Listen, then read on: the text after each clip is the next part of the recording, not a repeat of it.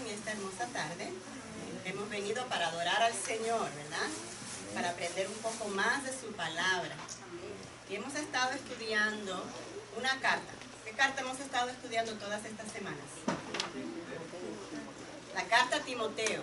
Esta es la última carta que escribió nuestro apóstol Pablo.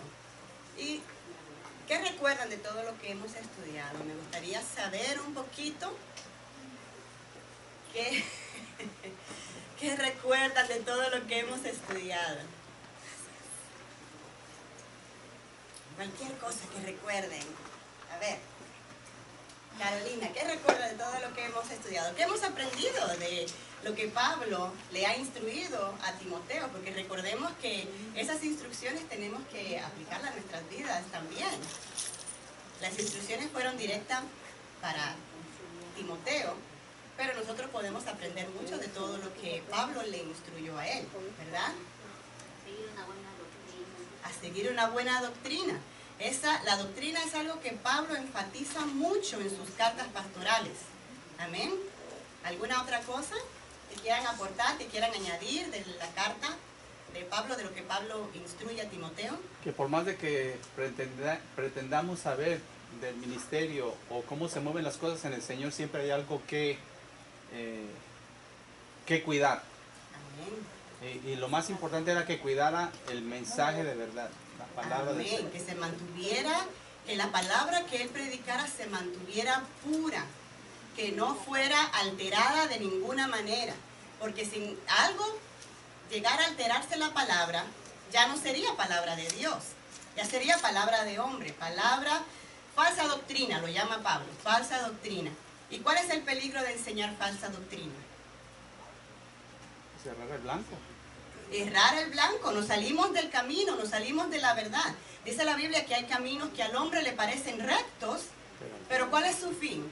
De muerte. Camino de muerte. Bueno, entonces ya hoy estamos concluyendo esta carta, estamos en el capítulo 4 de Segunda de Timoteo. Y hoy vamos a hablar sobre el gozo de la victoria. Pablo ya había llegado a ese momento culminante de su vida, de su ministerio. Nosotros todavía estamos caminando, corriendo la carrera, como él mismo lo llama.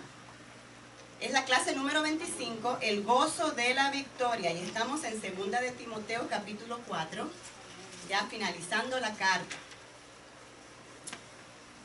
Hermano Gilbert, ¿puede leerme el pensamiento central?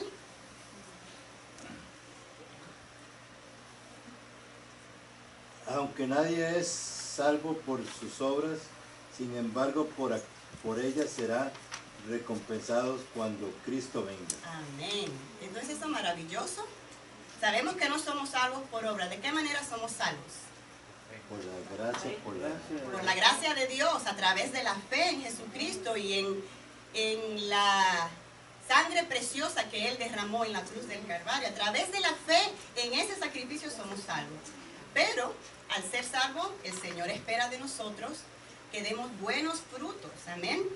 Pero el Señor es tan maravilloso que aparte de darnos la vida eterna, de darnos la salvación, nos recompensa, dice la palabra, por nuestra fidelidad a Él.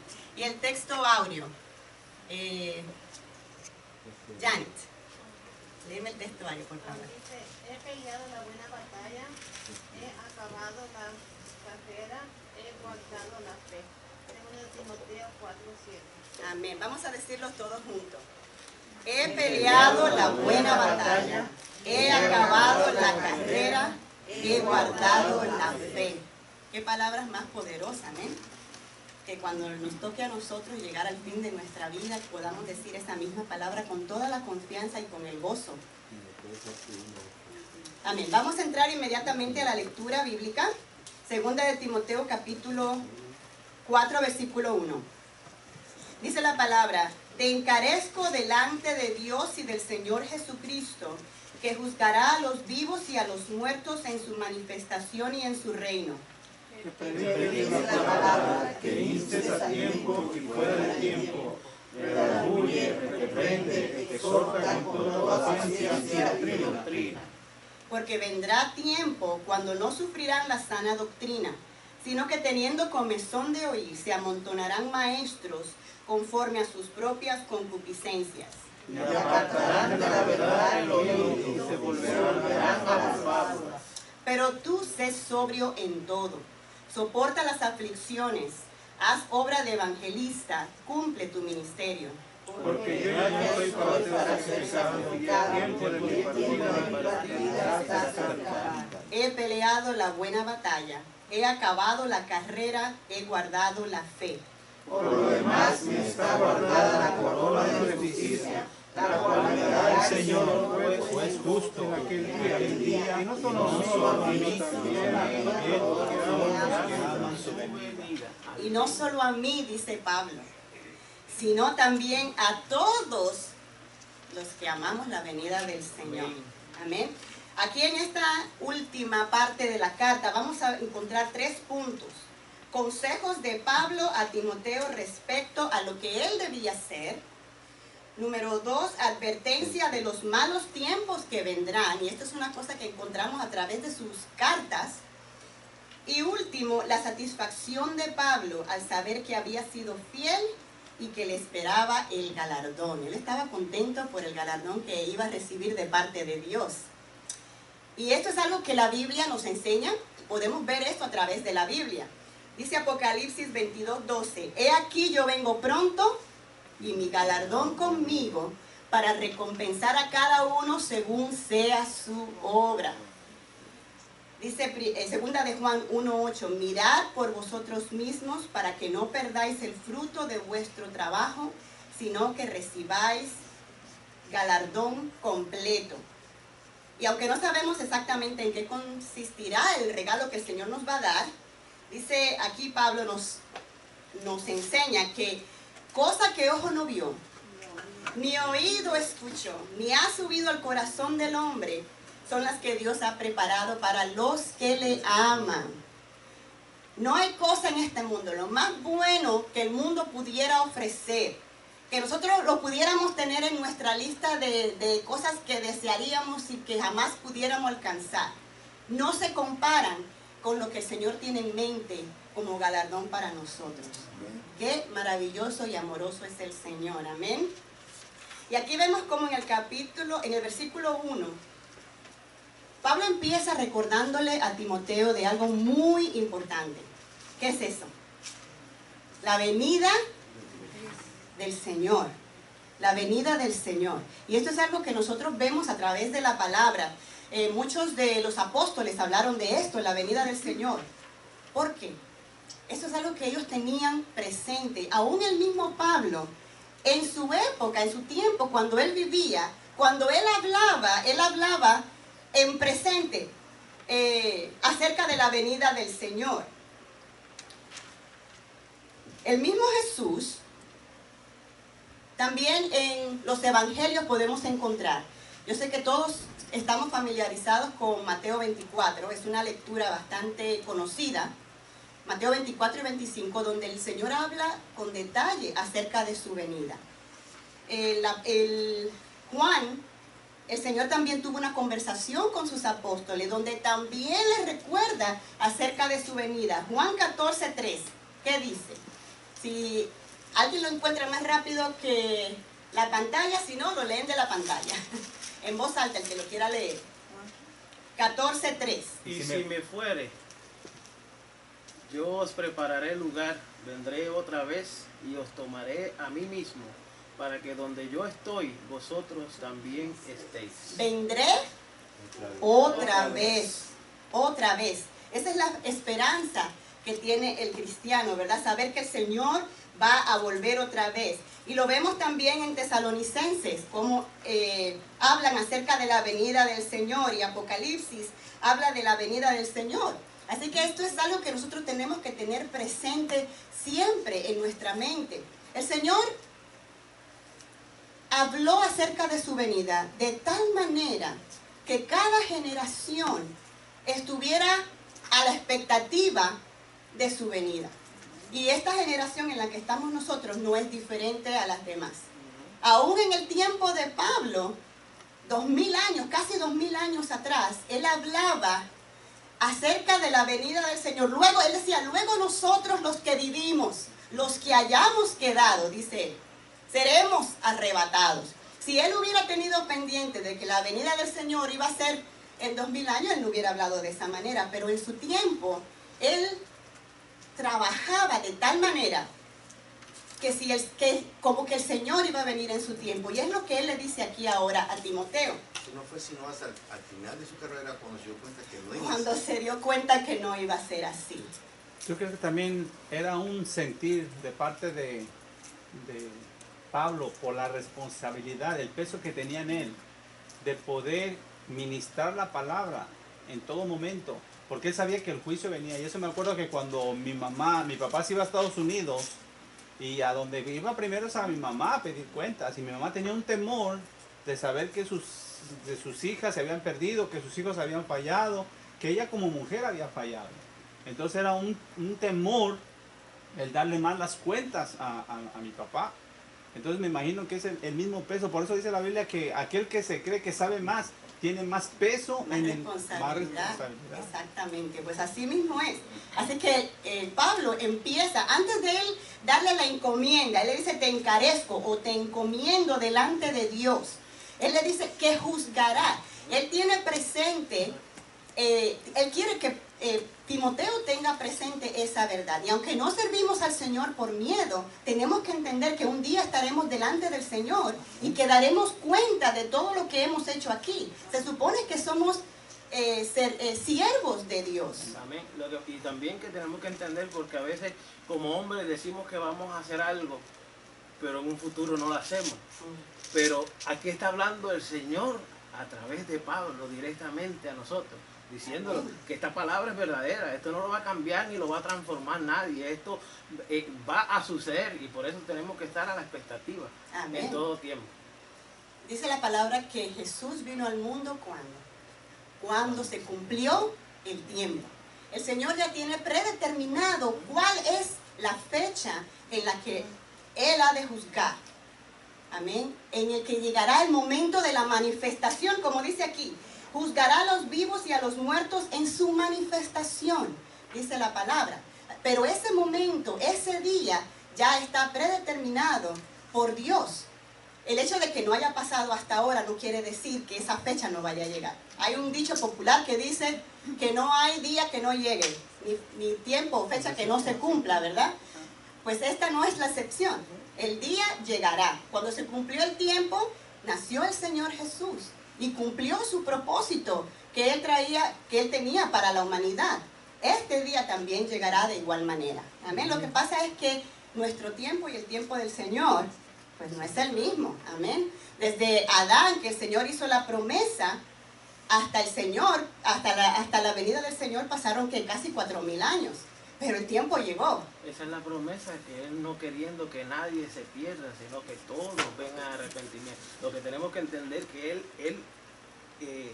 Él ha retrasado esa venida por amor a nosotros. Simplemente es el amor que Él tiene por nosotros, que Él quiere que todos nosotros arreglemos nuestra vida para que podamos estar con Él. Amén. Pero ese día tendrá su fin, llegará a su culminación. Así que si hoy es el día aceptable, dice la palabra, hoy es el día de salvación. No podemos esperar para mañana para hacer eso. La iglesia existe entre dos puntos de referencia. La muerte de Cristo y su segunda venida. La muerte de Cristo fue cuando la iglesia nació. A partir de la muerte de Cristo fue el nacimiento de la iglesia, el surgimiento de la iglesia. Y nuestra esperanza, que es la segunda venida de Cristo. Alguien que me lea Colosenses 3:4.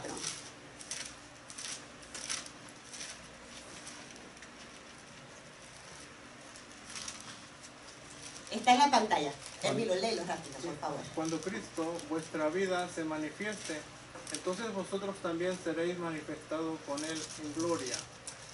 Amén. Así que cuando el Señor venga, dice en el primer versículo, dice que juzgará a los vivos y a los muertos en su manifestación. Pero no solamente el Señor será manifestado, sino que nosotros seremos manifestados juntamente con Él en gloria en ese momento. Así que la expectación de la segunda venida de Cristo debe alentarnos a nosotros, amén, a servir al Señor con gozo, porque sabemos que lo que se nos ha prometido en su manifestación va a cobrar vida.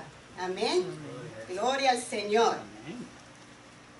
Cuando Cristo venga habrá una resurrección general y después de ella el juicio que determinará el destino eterno de todos.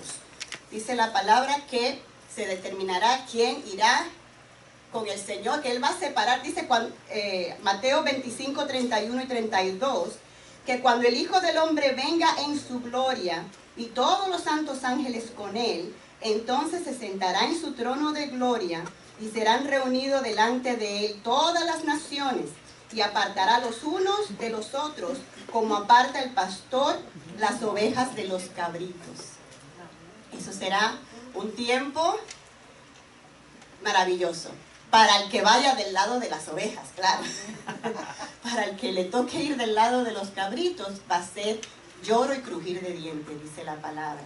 Así que vale la pena servir al Señor, sacrificarnos en lo que tengamos que sacrificarnos hoy por el Evangelio de Jesucristo. Amén. Así que la encomienda que Pablo le hace a Timoteo, ¿qué es? En el versículo 2. Número 1, ¿qué dice? Que prediques. Predica la palabra, que instes, que persistas a tiempo y fuera de tiempo, no cuando creamos que está bien, pero en todo momento. Redarguye, reprende, exhorta con toda paciencia y doctrina. A veces eso nos cuesta un poquito, cuando estamos enseñando y a lo mejor nos retan o nos cuestionan o tratan de decirnos, bueno, yo creo que tú estás mal en eso. Dice la palabra que tenemos que enseñar con paciencia. Tenemos que exhortar con paciencia. Tenemos que enseñar con paciencia. Y esto es algo que el Señor nos da. Tenemos que aprender a ejercitar los frutos del Espíritu que el Señor ha puesto su naturaleza en nosotros. Y dice que exhorte con toda paciencia y doctrina. ¿Qué es doctrina? ¿Qué significa la palabra doctrina?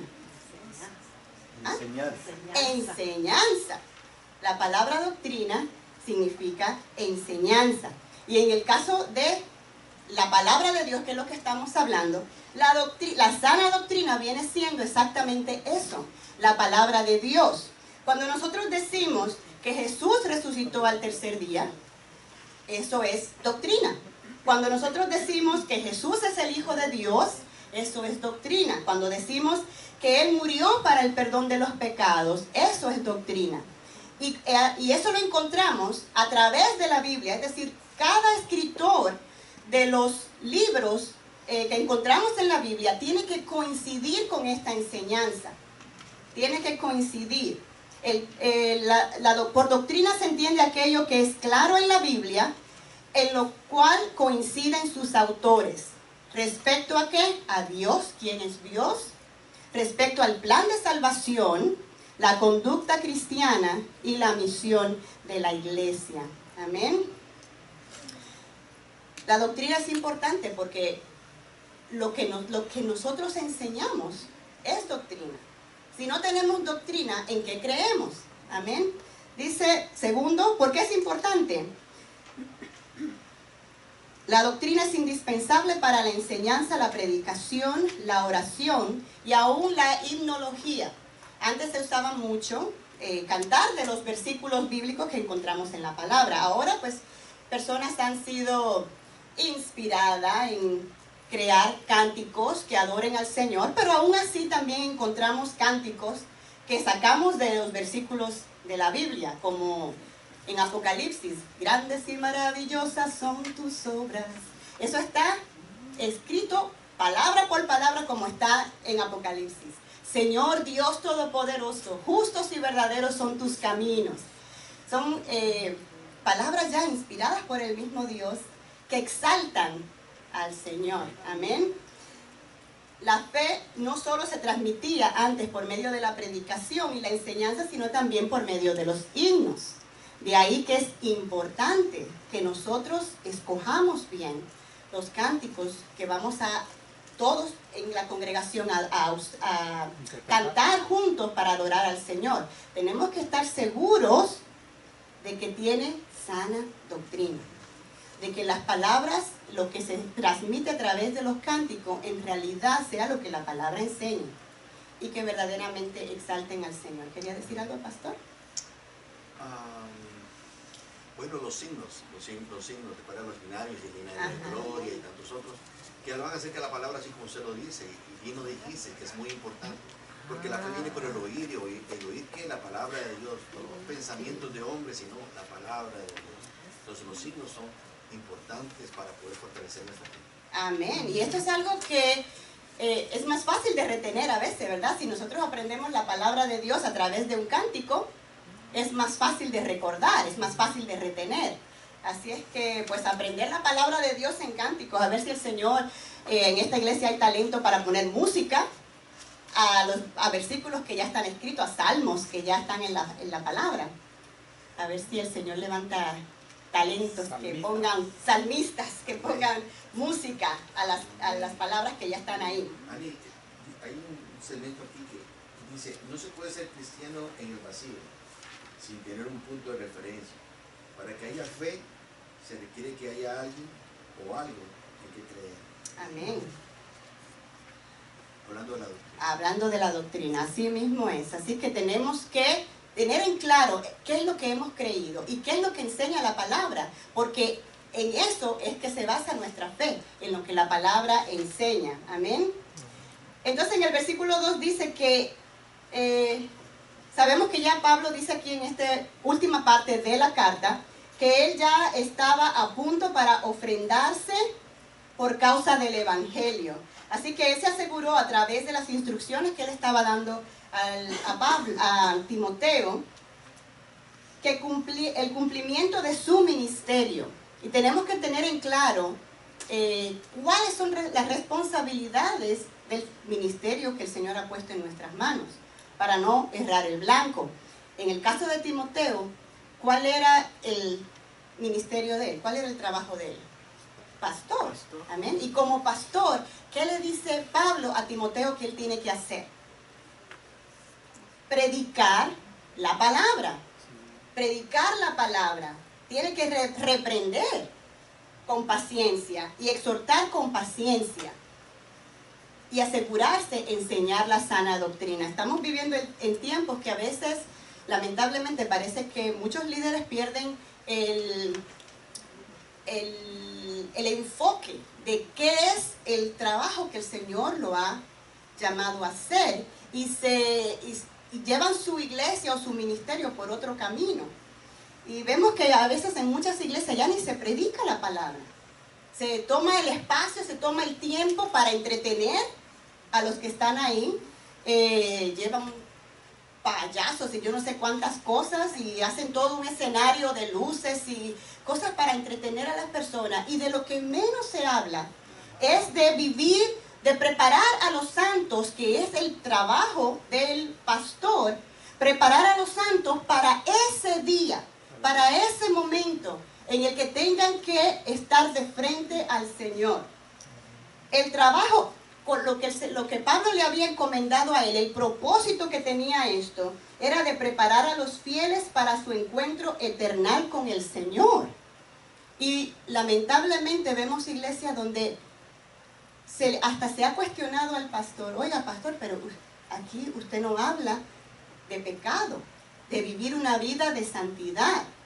La respuesta del pastor fue, bueno, hay muchísimos allá afuera que hablan sobre esto. Esta es una iglesia que tiene miles y miles de personas. Y su respuesta fue, la gente ya sabe de lo que es el pecado, y lo han escuchado y lo siguen escuchando por ahí afuera. Mi ministerio, mi trabajo es levantar el ánimo de la gente, motivarlos para seguir, para seguir en la vida. Sin recordarle que las bendiciones de Dios vienen a través de una vida de obediencia. Tienen condiciones. Todas las cosas buenas que vienen de parte de Dios tienen condiciones. El Señor te dice, acércate a mí, yo me acercaré a vosotros. Y las promesas de Dios, que son, el Señor es fiel y verdadero, vienen con la condición de que nosotros nos acerquemos al Señor, le seamos fiel. Vienen con la condición de nuestra fidelidad a Dios. Amén. Lo que quieren son grupos grandes, pero no doctrinarlos para que no se le vayan. Así mismo. Como le dijo, que vean y digan, ay, qué iglesia grande, eso está, pero... porque miden el éxito por el tamaño. Sin embargo, las personas adentro, a lo mejor, quién sabe, se están perdiendo. Están vacías. Se están perdiendo, están vacíos. Y eso es lo que dice el versículo 3. Porque vendrá tiempo cuando no sufrirá la sana doctrina. Vendrá el tiempo en que habrá gente que no soportará el escuchar la palabra de Dios, el escuchar la palabra de verdad, el alimentarse con el pan de vida que encontramos en la palabra, sino que teniendo comezón de oír, se amontonarán maestros conforme a sus propias concupiscencias, conforme a sus propios malos deseos, y apartarán el oído, y apartarán de la verdad el oído, y se volverán a las fábulas. Y esto es algo que es lo que estamos viendo hoy. ¿Por qué se quedan entonces la gente en esas iglesias tan grandes, donde la palabra de verdad no se predica? Porque les gusta. A nadie le gusta a veces que, bueno, dependiendo de dónde esté tu corazón, si tu deseo está en agradar a Dios, tú vas a aceptar el mensaje que venga, aunque sea, tienes que arrepentirte. O estás haciendo esto mal, esto es lo que enseña la palabra. Ahí lo que dice en el capítulo 2, lo tenemos que aplicar en lo que hace Timoteo como pastor, pero también lo tenemos que identificar como siervos de Dios. Amén. Que cuando nos redargullan, entendamos que viene de parte de Dios. Que cuando nos reprendan, cuando nos exhortan, no viene de parte del pastor, sino viene parte de Dios. Amén. ¿Y con qué intención? Exacto. ¿Con qué intención? ¿Qué quiere el Señor? Que el hombre de Dios sea perfecto, preparado, enteramente preparado para toda buena obra. Y acuérdense que el mal camino en el que pudiéramos andar, lo que puede traer a nosotros son consecuencias de muerte. Y eso es lo que el Señor quiere evitar. Amén. Este mismo versículo que acabo de leer en Dios habla hoy, dice: porque va a llegar el tiempo en que la gente no soportará la sana enseñanza, más bien, según sus propios caprichos, se buscarán un montón de maestros que solo les enseñen lo que ellos quieren oír. Darán la espalda a la verdad y le harán caso a toda clase de cuentos. Ya eso está. Estamos viviendo eso, pero a gran escala, hoy. ¿Esto qué nos dice a nosotros? Tenemos que tener cuidado. Tenemos que tener cuidado. Personas que van a apartar el oído de la verdad y se van a ir tras mitos, tras yo tuve un sueño, yo tuve una visión, cualquier otra cosa.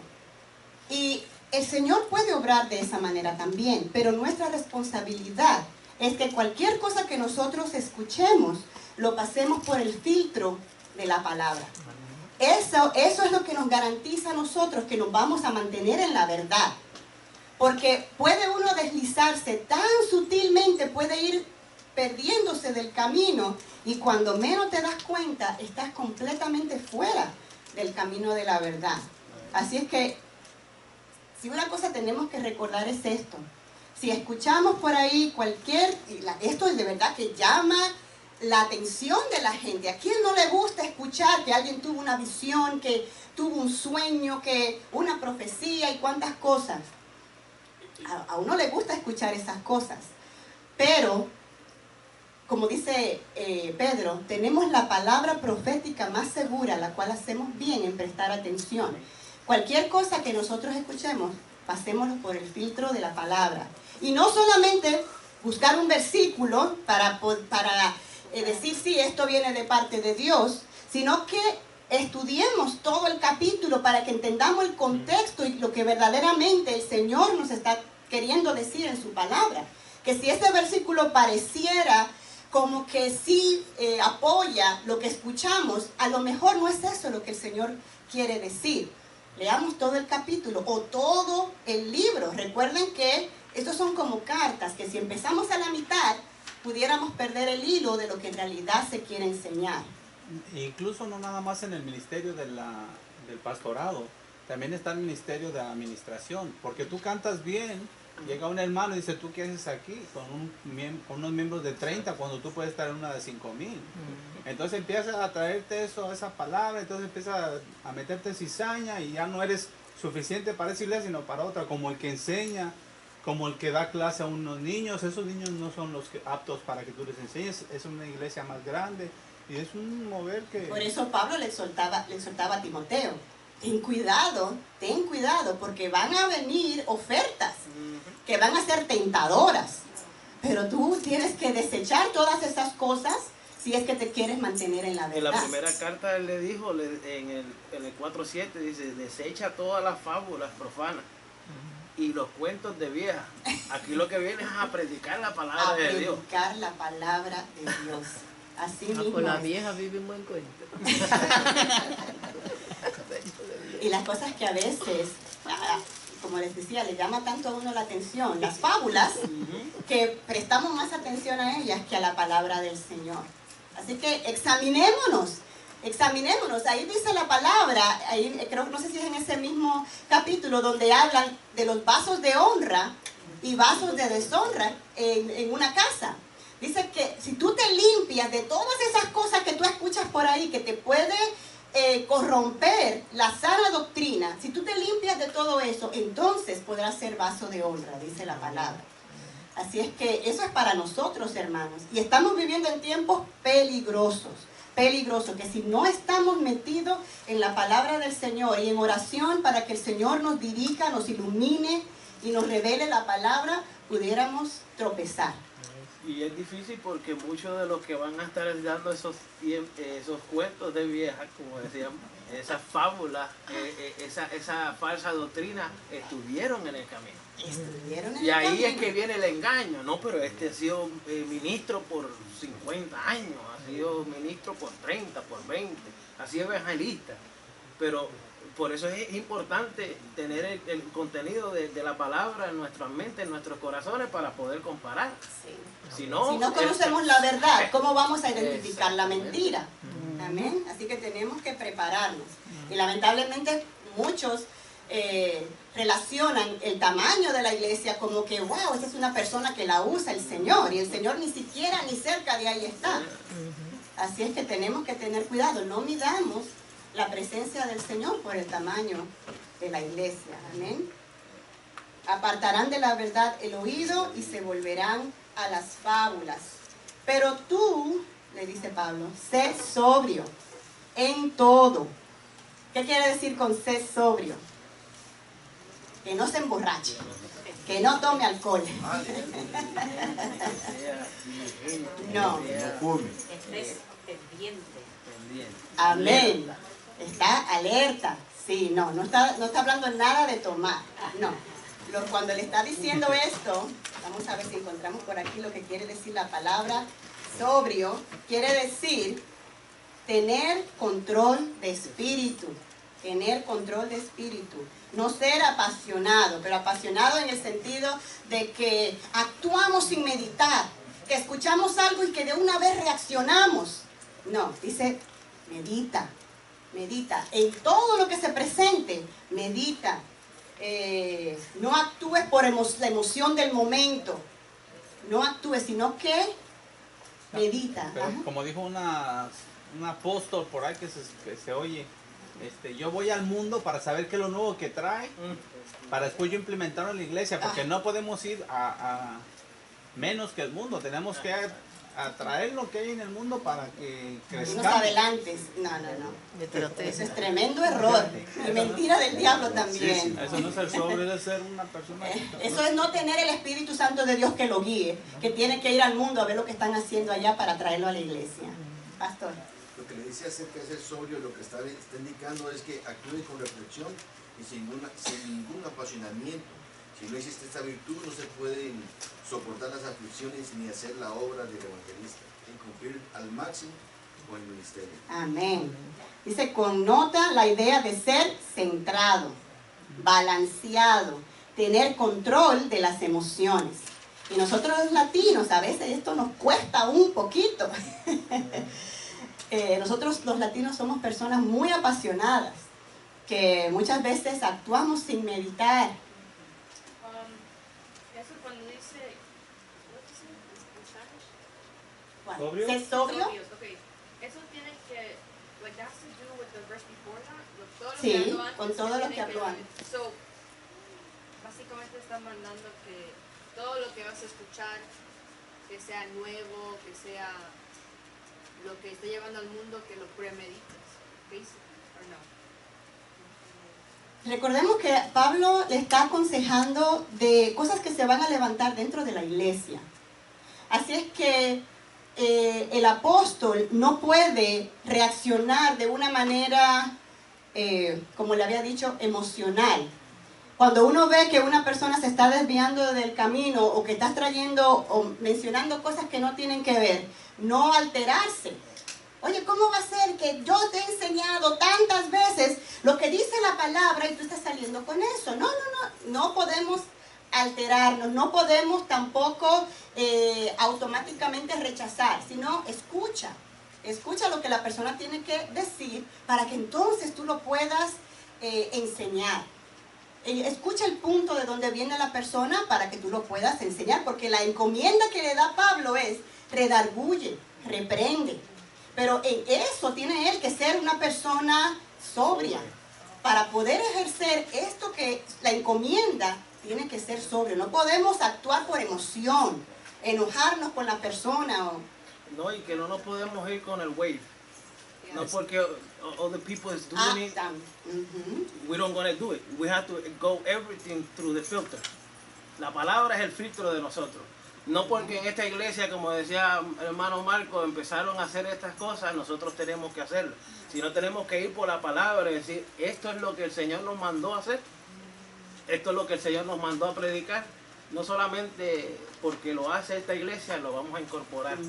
Lo vamos a incorporar a nuestra vida, porque vimos el hermano que lo hizo, pues quiere decir que está bien. No, todo lo hacemos y buscamos por el filtro de la palabra. Eso es guardar la sana doctrina. Eso es guardar la sana doctrina. Amén. Creo que esto fue lo que le leyó el pastor. Lo que le está indicando es que actúe con reflexión y sin ningún apasionamiento. Amén. En la vida cristiana se requiere la cordura, la prudencia y la gravedad en la manera de pensar, sentir, hablar y actuar. Así es que en nuestra vida cristiana, uno de los frutos del Espíritu es la templanza, que es el dominio propio. Así es que nosotros y no solamente eso, cordura, prudencia para actuar, para hablar, la gravedad en la manera de pensar, sentir, hablar y actuar. Cuando hay sobriedad, la persona no se deja llevar por los caprichos ni intenta imponer sus ideas, sino que nosotros enseñamos lo que dice la palabra del Señor, pero la palabra no está para ser discutida. Amén. Como habíamos enseñado en una clase anterior, no es para ponernos a discutir. Si vemos que la intención de la persona no es el querer saber, el conocer la verdad, sino que quieren discutir, porque sabemos que hay muchas personas que se acercan a nosotros con esa intención. No quieren ellos aprender, te quieren convencer a ti de lo que ellos ya creen. En ese sentido, la palabra no está para entrar en discusión. Ahora, podemos enseñarle a esa persona lo que dice la palabra. Ahora, usted tiene que conocer la palabra para ponerse en eso con alguien, porque hay muchas personas allá afuera que están bien convencidos de lo que ellos creen. Y si nosotros no estamos bien convencidos de lo que creemos y conocemos la palabra, vamos a terminar confundidos y dudando lo que hemos creído. Eso fue lo que nos dejó escrito Jesús. Tú llevas la palabra, si la reciben, bien, pero si no la reciben, sacude tus pies y sigue caminando. No es que te vas a poner a discutir. Y si le vas a dar el tratado y la persona no lo recibe, lo vas a seguir corriendo atrás de él. Toma el tratado, llévatelo, llévatelo. No, si lo rechazó, mira, otra persona la va a tomar. Amén. Otra persona va con gozo a recibir la palabra del Señor. Amén. El ejemplo más elocuente de lo que es ser sobrio lo vemos en quién? En Jesús. Amén. En Jesús. En su momento de juicio. Ese momento, esa circunstancia de su vida en la que puso a prueba la paz, el temor a lo mejor de lo que le venía.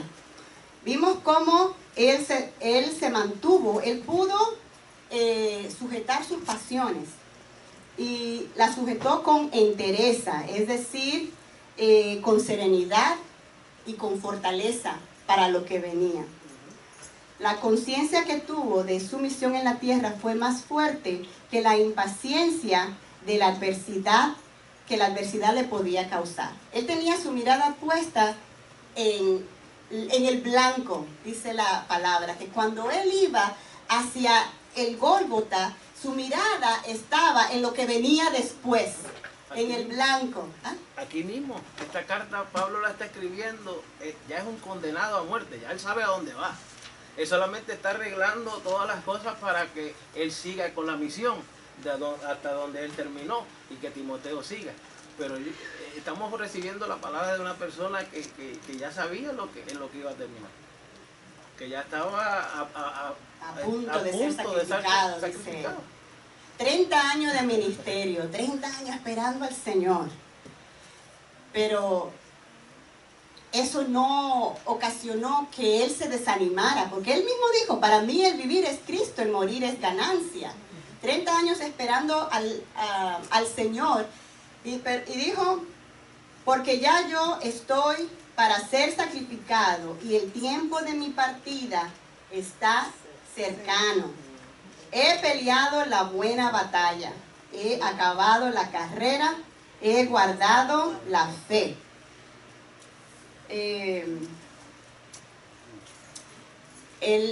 Podemos ver en las mismas cartas de Pablo donde él habla y en algunas de sus epístolas donde él siempre compara al creyente, al cristiano como un soldado. Amén. En una clase, dos clases más atrás, lo comparaba con un ¿que se acuerdan? Un labrador, con un atleta y con un soldado. Amén. Al soldado le decía, sufre penalidades como buen soldado de Jesucristo. Y al atleta le dijo, y con el ejemplo del atleta dijo, que luche, que corra legítimamente. Y aquí él vuelve a mencionar estas mismas figuras. Dice, he peleado la buena batalla. Como un luchador, he peleado la buena batalla. ¿Qué batalla luchamos nosotros aquí? Dice que no tenemos lucha contra carne ni sangre, sino contra principados. Esto es prácticamente la lucha contra el bien y el mal. La lucha contra el bien y el mal, que la vamos a tener que librar cada día hasta que el Señor venga o nos llame a su presencia. Sí, yo por eso ando con mi aceite y donde quiera que voy estoy reprendiendo. Eso es. La palabra nos manda a someternos. Eso es lo que nos dará la fortaleza, siendo hijos de Jesucristo, siendo hijos de Dios. Lo que nos dará la fortaleza es someternos al Señor. Nada de esas cosas que algunos proponen, la palabra la enseña, eso no es doctrina. Eso no lo encontramos en la palabra del Señor. Y hay cosas que se oyen muy bonitas, pero siempre digamos, enséñame esa doctrina en la palabra. Porque si no es doctrina de la palabra, no es sana doctrina. ¿Estaría una persona así escribiendo la carta de Timoteo como Pablo, desde la cárcel, encarcelado? Bueno, no creo, ¿verdad? Yo creo que estaría diciendo, no, aquí el Señor no está, el Señor no está. Sí. Es más fácil hacer eso que como someterse a Dios. Que hacer lo que el Señor dice, porque es fácil untar aceite a una persona y bañarla si es posible, como muchas veces lo han hecho. Someteos pues a Dios, dice la palabra. Así es que he peleado la buena batalla, dice él. Así es que él ha peleado honorablemente la lucha de la fe. He acabado la carrera. Este también es uno de los símbolos o de las figuras que usa Pablo, la carrera que corre el cristiano. ¿Y qué espera el que corre? Dice él, ¿qué espera el que corre una carrera? Un premio. Un premio. Amén. Esperamos un premio. Así es que por eso él dice, por lo demás, me está guardada la corona de justicia. Él lo dice con tanto gozo. He guardado la fe. Es decir, he corrido la carrera como se debió haber corrido, honrando al Señor, sometido al Señor, manteniendo la palabra pura que el Señor nos ha dado. Amén. Déjame asegurarme que no haya dejado nada aquí sin... Él dice, estoy a punto de ser sacrificado. La palabra sacrificado significa ser ofrecido como libación. Uno cuya sangre es derramada en muerte violenta por la causa de Dios. Por lo que el apóstol condujo un estilo de vida tan comprometido con Dios, que si vivía y si moría, también glorificaba a Dios. ¿Y ustedes saben cómo murió el apóstol Pablo? ¿Cuál fue la muerte que le tocó? El apóstol, según se cree, fue decapitado. Esa fue la muerte que él tuvo, una muerte de mártir. Decapitado por la fe, por el Evangelio de Jesucristo. Y esto para el Señor es de gran gozo. A veces nosotros vemos ese final como algo terrible, pero la palabra ve eso como una ofrenda a Dios. Es como una ofrenda al Señor. Y la mayoría de los apóstoles, si no todos, murieron también de la misma manera, ¿verdad? Como mártires por el Evangelio de Jesucristo. Alguien que me lea Filipenses 3:14. Filipenses 3:14.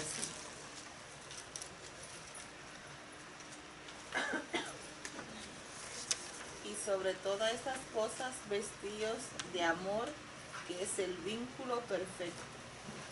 Filipenses 3:14. Hasta acá. Prosigo a la meta, el premio del supremo llamamiento de Dios en Cristo Jesús. Amén. Prosigo a la meta. Así es que él corrió la carrera teniendo adelante de él la meta. ¿Cuánto estamos corriendo de esa manera? Porque si nosotros bajamos nuestra mirada de la meta y vemos lo que está pasando a nuestro alrededor, ahí es donde pudiéramos tener tropiezos y fracasos. Amén.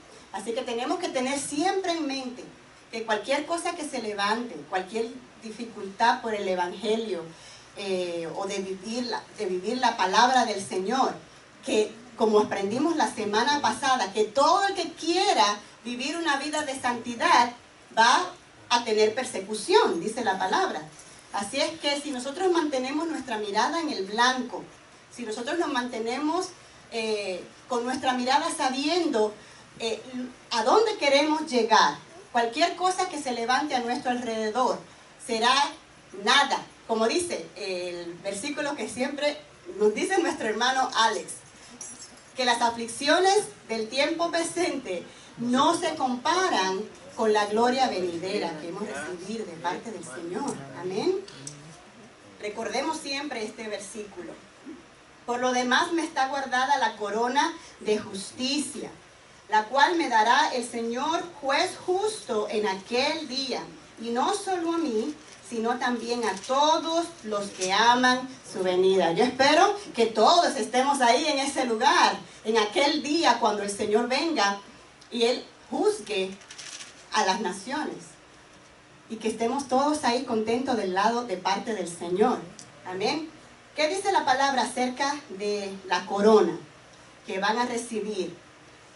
Dice, cuando Pedro exhortó a los ancianos que apacentaran debidamente la grey del Señor, dijo, y cuando aparezca el príncipe de los pastores, vosotros recibiréis la corona incorruptible de gloria. Eso está en Primera de Pedro 5:4. En Santiago 1:12 dice que cuando Santiago dijo, bienaventurado el que soporta la tentación, porque cuando haya resistido la prueba, recibirá la corona de vida que Dios ha prometido a los que le aman. Y el Señor también dijo en Apocalipsis 2:10, sé fiel hasta la muerte, y yo te daré la corona de la vida. Amén. ¿Qué significa esta corona? Bueno, con base en las Escrituras significan dos cosas. Dice, una puede ser, en el tiempo de antes, cuando jugaban los Juegos Olímpicos, ellos eran premiados o coronados con una corona de laurel. Yo sé que lo hemos visto en las películas. Y el Señor premiará a los suyos por causa de su fidelidad, obediencia y perseverancia. Y la otra es símbolo de realeza. La Biblia dice que Él nos hará reyes, dice el Apocalipsis 5:10, y nos ha hecho para nuestro Dios reyes y sacerdotes y reinaremos con Él en la tierra. Así es que, dos tipos de corona. ¿Cuándo ocurrirá esta coronación? ¿Cuándo ocurrirá esta coronación? ¿Qué dice la palabra? Cuando aparezca el príncipe de los pastores, vosotros recibiréis la corona incorruptible. ¿Y cuándo será eso? Gloria. En aquel día. En aquel día, dice la palabra, en el versículo 8, la cual me dará el Señor juez justo en aquel día. ¿Cuándo será ese día? Dice el mismo Jesús dijo, el día y la hora nadie la sabe. ¿Solamente quién? El Padre es el único que conoce el día y la hora. Pero sabemos que aquel día va a llegar. Lo vemos a través de la palabra, aún en el Antiguo Testamento, habla sobre el día del Señor. Habla sobre mucho, podemos ver eso en las profecías del Antiguo Testamento. Y en el Nuevo Testamento vemos que se usa aquel día. Dios ha establecido un día en el cual juzgará al mundo con justicia. Un día ha establecido el Señor para eso. Eso está en Hechos 17:31. Y ya leímos el de Mateo 13:32, que el día y la hora nadie lo sabe. Además del juicio para los malos y la recompensa para los buenos, lo que indica esta expresión es que Dios ha fijado ya un día inalterable en el cual acontecerán los sucesos indicados. Ese día no se puede atrasar, ese día no se puede adelantar tampoco. Ese día ya está seteado por Dios. ¿Cuál será el día de la fecha? ¿Será? ¿A qué estamos hoy? Enero. Enero 10. Vamos a decir enero 10, saliendo de aquí, a las 5 de la tarde. El día y la hora solamente la conoce el Señor. ¿Y qué se supone que hagamos nosotros entonces? Estar preparado ya. Estar preparado ya. Porque el día y la hora nadie la sabe. Pero el día ya está seteado en el calendario de Dios, que a nosotros no nos toca ver. Pero el día ya está seteado por Dios. Y a nosotros no nos toca saberlo. El Señor, como le había dicho al principio, cada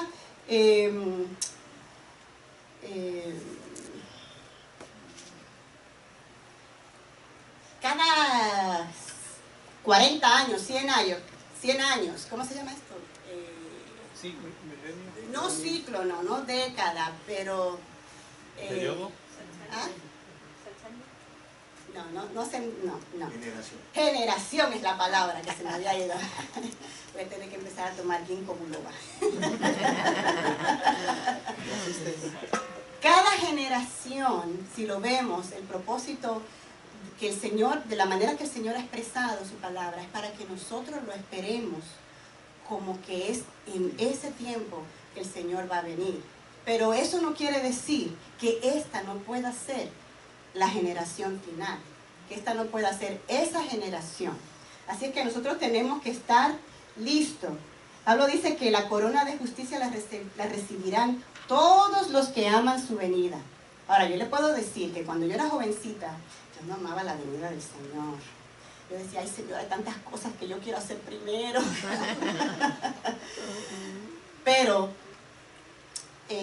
cuando nosotros conocemos al Señor y pensamos en las cosas que el Señor promete, cuando comparamos la vida de estar al lado del Señor siempre con lo que este mundo nos puede dar, de verdad que nos llenamos de gozo y nuestro deseo se transforma en que la venida del Señor llegue. Como dice en Apocalipsis, que el Espíritu y la novia dicen, ven Señor Jesús, ven Señor Jesús. Y eso es lo que nosotros tenemos que decir también. Si nosotros no estamos en esa sintonía de que queremos que el Señor venga, examinémonos. ¿Por qué nosotros no deseamos la venida del Señor? ¿Será que no estamos preparados? Sí. Y no solamente decir ven. El que dice que los que anhelan su venida es los que ya están preparados para cuando Él llegue. Que no digamos, ay Señor, espérate hasta mañana, déjame arreglar mi vida.